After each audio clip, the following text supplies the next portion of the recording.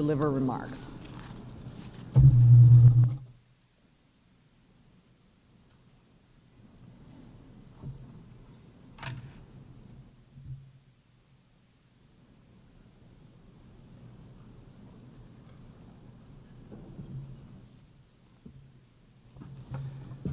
Excellencies, dear friends, I am deeply honored to join you and humbled by the presence of Holocaust survivors and their families.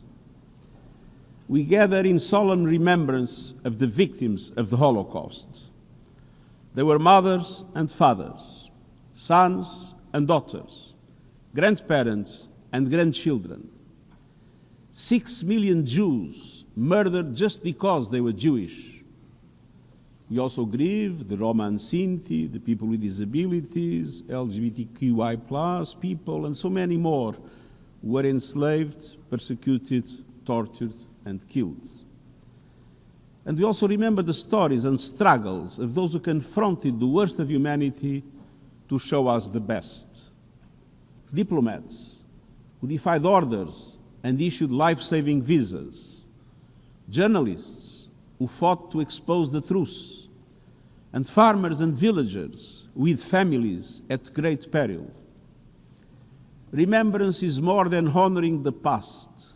It is a duty and a promise to defend dignity, to protect the vulnerable, and to keep faith with those whose names and stories we refuse to forget. The Holocaust, after all, is not only history, it is a warning that hatred, once unleashed, can consume everything. Excellencies, dear friends, today that warning feels more urgent than ever. Antisemitism around the world is raging. Jewish communities live in fear. Synagogues attacked, families shattered, vile anti-Semitic hatred racing across cyberspace. We are haunted by the horrific terror attack of October 7, which I once again categorically condemn, along with the taking of hostages and the acts of hatred targeting Jews around the world in recent years, and indeed in recent weeks. But coming together as we have come today to commemorate the victims of the Holocaust fills me with hope. I see the power of humanity in all of you. I see the courage of survivors who turned pain into purpose. I see the commitment of young people of every faith and nation standing together against hate. I see the strength of solidarity when communities unite. You are here because you choose hope over hate.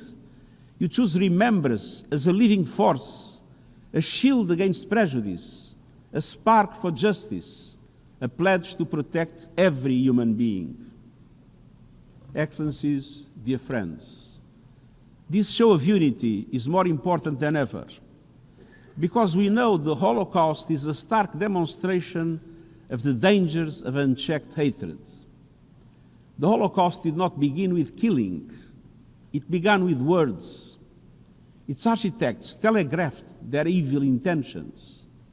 They deliberately spread a hateful supremacist ideology that preyed on fear and economic despair. This powerful engine of hate was given fuel through the systematic dismantling of democratic institutions, the stifling of the press, the persecution of civil society, the corruption of courts, and the erosion of the rule of law. It included the mastery of the technology of the time, controlling information, deploying propaganda and manipulating public discourse, spreading anti-Semitic and racist hatred with devastating efficiency. And we must never forget the painful truth that Jewish families who sought refuge were met with the cold shoulder of indifference, closed borders, and bureaucratic barriers. This dark chapter of our common history reveals sobering truths. When those with power fail to act, evil goes unpunished. When the past is distorted, denied, and weaponized, hatred and prejudice fester. when words become weapons, lies, conspiracies, the casual joke and the coded slur can grow until the unthinkable becomes policy and violence. So let us together pledge to stand against anti-Semitism and all forms of hatred, and against bigotry, racism, and discrimination anywhere and everywhere. Excellencies, dear friends, this is the 10th time I have the privilege as Secretary-General to address you on this day of remembrance. For me, Holocaust remembrance and the fight against the ancient poison of anti-Semitism is not abstract. It is personal. One of my personal achievements as Prime Minister of Portugal was working with Parliament to adopt a decree that revoked the 16th century expulsion of Jews from my country.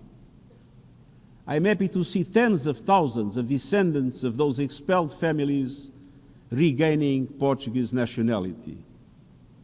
This was a symbolic step, but one that demonstrated the importance of acknowledging the depth of our remorse, even remorse for the crimes of our country, remorse for the past, and our commitment to build a better, more inclusive future. A commitment that goes to the core of what brings us here today in memory of the victims of the Holocaust. As Secretary-General, I remember standing in Yad Vashem, confronted by the immense weight of memory and the countless lives extinguished in the darkness of hatred. I've prayed together with the Jewish community in the aftermath of atrocious acts of violence and antisemitism. And I have heard testimonies from Holocaust survivors about their experiences that began with a knock on the door and ended with lives erased. And I've always understood the clear link between the horrors of the Holocaust and the spirit of multilateralism, justice, and rights that founded our organization. Excellencies, dear friends, just over 8 years ago, the Nuremberg trials began. These trials represented the beginning of a new era of international criminal law, an era in which individuals, including the most powerful, are held accountable. And today, more than ever, we need to reclaim that spirit. At the opening of Nuremberg, Justice Robert H. Jackson warned us, and I quote, "These prisoners represent sinister influences that will lurk in the world long after their bodies have returned to dust." End of quote. These influences, anti-Semitism, racism, hatred, are very much still with us. And our duty is clear: to speak the truth, to educate new generations, to confront anti-Semitism and all forms of hatred and discrimination, and to defend the dignity of every human being. But it is also our duty to keep alive the spirit of acting in common purpose through multilateralism, to ensure that the forces of humanity always triumph over the forces of inhumanity. Let us honor the memory of the victims of the Holocaust by recommitting to justice, dignity, compassion, and violence, to a world where humanity stands united against oppression, and where the terrible legacy of the past strengthens our resolve to protect human rights today and in the future. Let us forever carry in our hearts the Holocaust victims, whose calls for justice and peace can never be extinguished. May their memory be a blessing, and I thank you.